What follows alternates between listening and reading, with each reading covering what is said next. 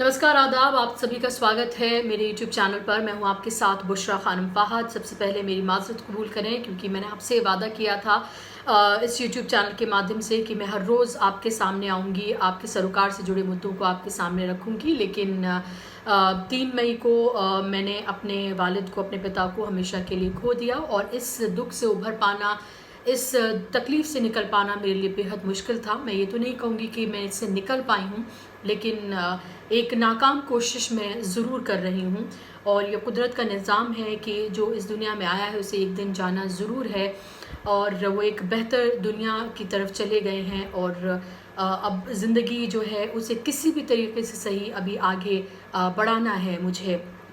और अब मेरा आपसे एक बार फिर से वादा है कि मेरी कोशिश रहेगी कि आपके सामने हर रोज़ मैं आऊँ उन मुद्दों को लेकर जो आपके सरोकार से जुड़े हुए हैं। अभी भी अगर आपने मेरे यूट्यूब चैनल को सब्सक्राइब नहीं किया है तो आप मेरे चैनल को सब्सक्राइब ज़रूर करें और ज़्यादा से ज़्यादा लोगों तक इसको पहुँचाएँ।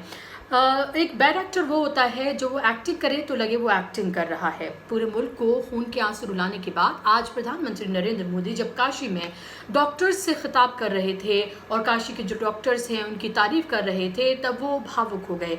और वो भावुक तब हुए जब उन्होंने कहा कि कोरोना की इस दूसरी लहर में हमने बहुत अपनों को खोया है। श्रद्धांजलि उन लोगों को जब इस दुनिया में नहीं रहे और सांत्वना उन लोगों के साथ जिन्होंने अपनों को खो दिया है। ये आंसू दरअसल उन लोगों के प्रति दुख तकलीफ जाहिर करने के लिए नहीं थे। ये आंसू बल्कि ये साफ तौर पर दिखा रहे थे कि नरेंद्र मोदी को ये लग रहा है कि उनकी पॉपुलैरिटी जो है वो किस तरह से घट रही है। ये आंसू नाकामी के आंसू थे, ये आंसू हार के डर के आंसू थे। ये आंसू कहीं ना कहीं से ये दिखा रहे थे कि जो हमारे प्रचार मंत्री हैं, जो बादशाह हैं, जो राजा हैं, उनको ये एहसास हो रहा है कि उनकी जो पॉपुलैरिटी है वो लगातार घट रही है। उनको कहीं ना कहीं अपनी इस घटती पॉपुलैरिटी से डर सता रहा है, हार का डर सता रहा है, क्योंकि उनके लिए अगर कोई चीज़ मायने रखती है तो सिर्फ हार और जीत ही है। और यही वजह है कि आज हमारा देश जो है वो इस मुहाने पर आकर खड़ा हो गया है, क्योंकि जब पीक पर थी ये कोरोना की लहर, जब पीक पर थी ये कोरोना की सुनामी, दूसरी सुनामी, जब हमारे प्रचार मंत्री पश्चिम बंगाल में प्रचार कर रहे थे, तब वो ओ दीदी कर कर उत्साहित हो रहे थे सामने भीड़ को देखकर। तब वो उत्साहित हो रहे थे, मुबारकबाद दे रहे थे उस भीड़ को जो वहां पर हजारों की तादाद में इकट्ठी थी, जिसने मास्क नहीं लगाए हुए थे, जिसने सोशल डिस्टेंसिंग का कोई पालन नहीं किया था। उस भीड़ को देखकर हमारे प्रचार मंत्री उत्साहित हो रहे थे, क्योंकि उनके लिए अगर कोई चीज मायने रखती है तो इलेक्शन को जीतना, किसी भी तरीके से साम दाम दंड भेद करके वो इलेक्शन को जीते हैं। और देखिए कि आज उन्होंने इस इलेक्शन की वजह से, जिस इलेक्शन की वजह से उन्होंने देश को इस मुहाने पर लाकर खड़ा कर दिया है कि आज एक एक सांस की जंग है, वो इलेक्शन भी वो बुरी तरीके से हार गए। और यही हार का डर जो है आज उन आंसुओं में कहीं ना कहीं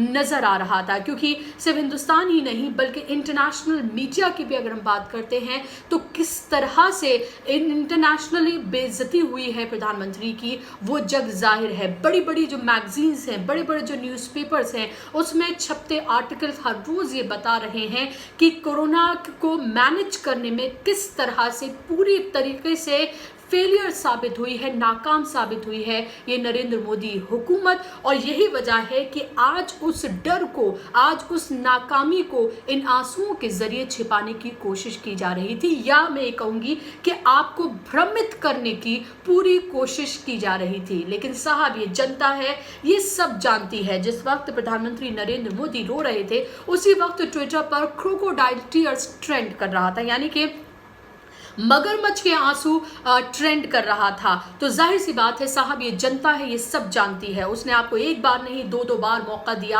आपको जिता कर भेजा, लेकिन जिस जनता ने आपको उस कुर्सी पर बिठाया, दो बार आप पर यकीन किया, जिस जनता से आपने विकास के बड़े बड़े वादे किए थे, आज उसी जनता को आपने कहां लाकर खड़ा कर दिया है। न जाने कितने लोगों ने अपनों को खो दिया है और अभी भी मौत का आंकड़ा जो है वो हर रोज लगभग उतना ही बना हुआ है। केसेस में हो सकता है थोड़ी कमी आई हो, लेकिन मौत का आंकड़ा अब उसी तरह से बना हुआ है। और यहाँ तक कि अब हालात ये हो गए हैं कि अब शहर से कोरोना जो है वो गांव-गांव पहुंच गया है, क्योंकि साहब को सिर्फ एक ही चीज पता है, वो है इलेक्शन में जीत और हार। और योगी आदित्यनाथ ने जिस तरह से पंचायत इलेक्शन कराए, लगातार लोग चेताते रहे, लेकिन कोई फर्क नहीं पड़ा।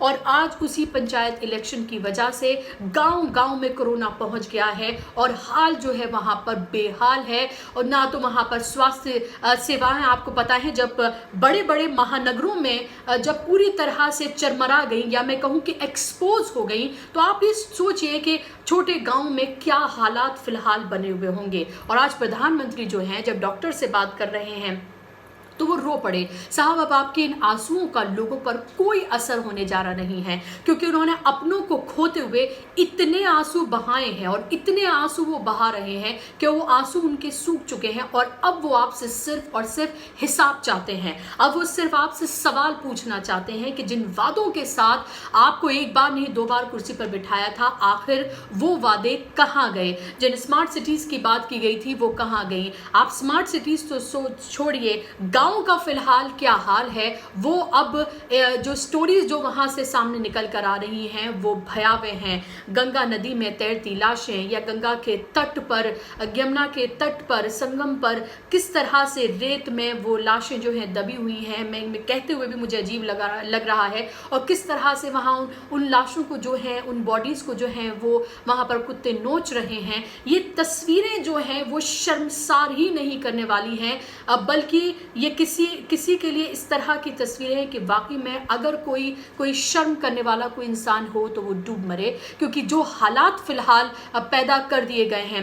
अभी दूसरी लहर से पार हम आ नहीं पाए हैं और अभी भी लगातार मौतों का सिलसिला जारी है। तीसरी लहर की चेतावनी भी दे दी गई है और आपके सामने तमाम चीजें मौजूद हैं कि किस तरह के निजाम कराए जा रहे हैं। सिर्फ खड़े होकर ये कहना साहब को आता है कि एक दिन उन्होंने कहा कि नोटबंदी कर दी गई, जीएसटी जो है वो घोषित कर दी गई, और एक दिन कहा गया कि 18 साल से जो अब ज़्यादा उम्र के जो लोग हैं उन तमाम लोगों को जो है वो वैक्सीन लगाई जाएगी। और अब कितनी बड़ी तादाद में हमारे पास वैक्सीन मौजूद है और वैक्सीनेशन का क्या हाल है मुल्क में वो अब सबको पता है।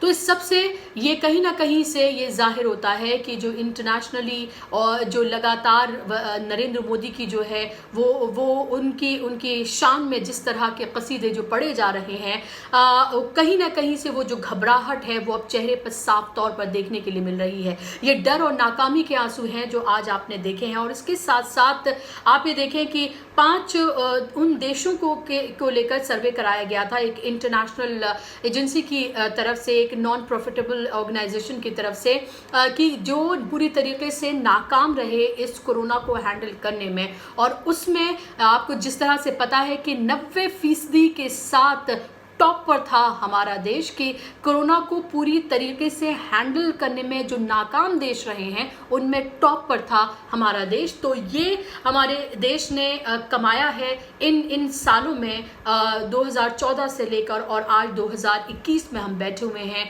इसी बीजेपी हुकूमत के ज़रिए ये हमारे मुल्क ने जो है वो कमाया है। तो जनता को खून के आंसू रुलाने के बाद, प्रचार पूरे मुल्क में करने के बाद, जीत की उस लालसा में लोगों को इस मुहाने पर लाकर खड़ा करने के बाद आज प्रधानमंत्री नरेंद्र मोदी आंसू बहा रहे हैं। साहब, जनता सब जानती है कि ये आंसू क्यों हैं और किस तरह के आंसू हैं, और इसी वजह से ट्विटर पर क्रोकोडाइल टीयर्स यानी कि मगरमच्छ के आंसू ट्रेंड कर रहा था।